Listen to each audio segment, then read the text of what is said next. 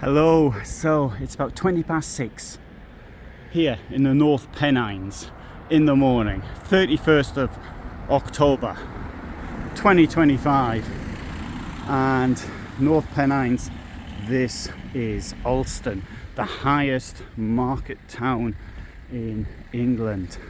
In front we have what I think is called the Alston Cross, clearly something related to market activities in bygone years. So I'm doing a tour which I think is a sort of reminiscence tour of places I went to and knew as a child. Well, child's possibly not quite the right answer, because I didn't have a bicycle until I was 16. I paid £2 for it, and I did come here. It was a friend of mine who talked of his trips to the Lake District on his bike with the tent, and that was something I really myself wanted to do, and so that's how I've ended up now, probably living in a motorhome. But one of the things I did though, I cycled to the Lake District, and that was through this place, Alston. And indeed I did spend one of my very first nights in a tent. Not the first night, I need to point out, but one of the first nights, one of my first touring nights, my bike life nights, was here at Alston, and I filmed that in a different video. And for old time's sake, I last night spent the night at a fuel station right next to the river where I spent that night before 1978.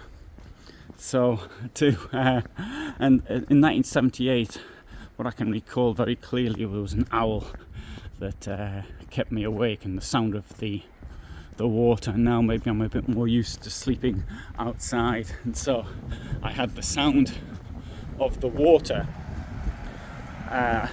but not the sound of an owl, although I did hear another bird, something in the grouse, like a grouse. I don't know what it was. I don't even want to guess. And Alston's not very big, so we started off there in the centre, and we're now almost at the edge. There's only 1,200 people live here.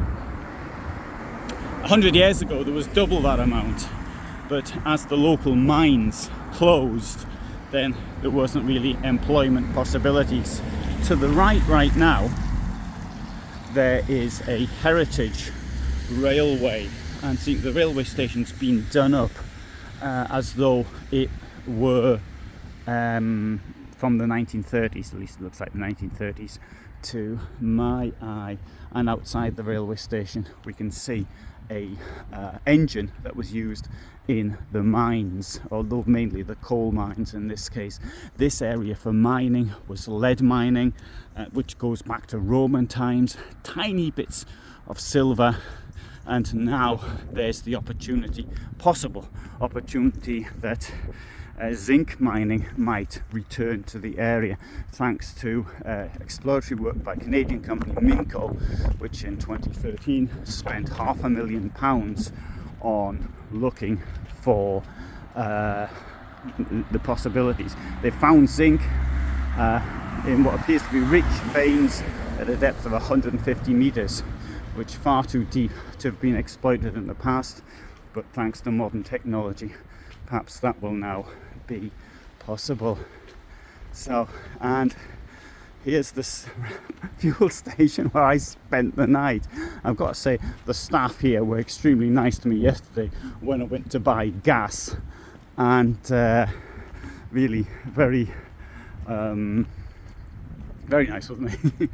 And this place isn't parked for night, and I spent an incredibly quiet night here despite it being a fuel station.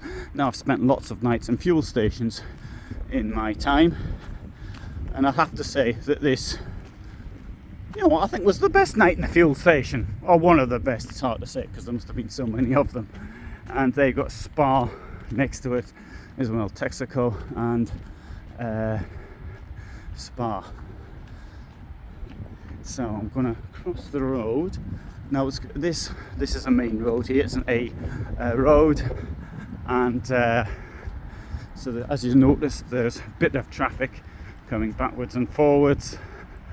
These are the current fuel prices in the UK. So for diesel, £1.43 for diesel, and which is a bit more than that's paid in Germany.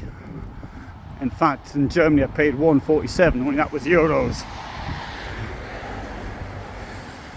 And there's my vehicle down there.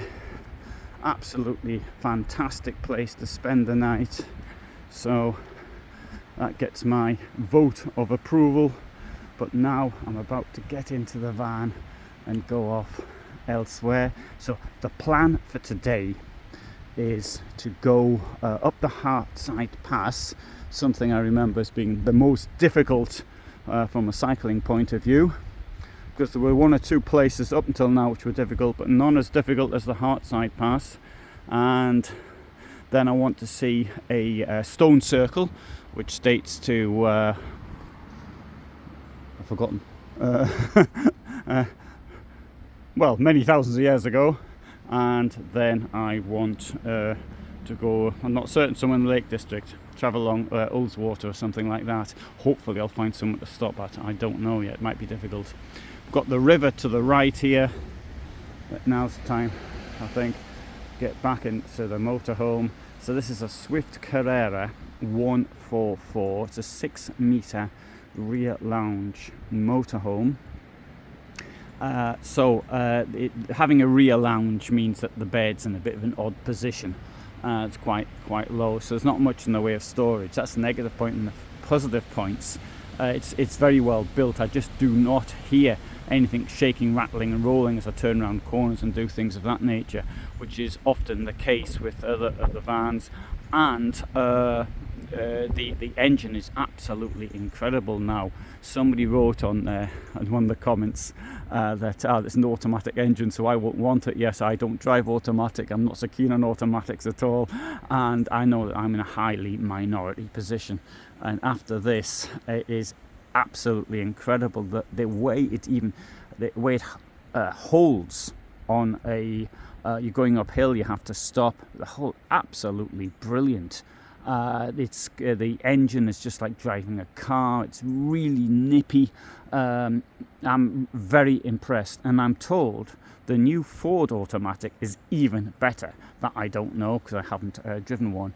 But this is brilliant. Fiat Ducato, new engine. Well, newish, is 3 years old now, something. It's really good. Anyway, thanks for watching.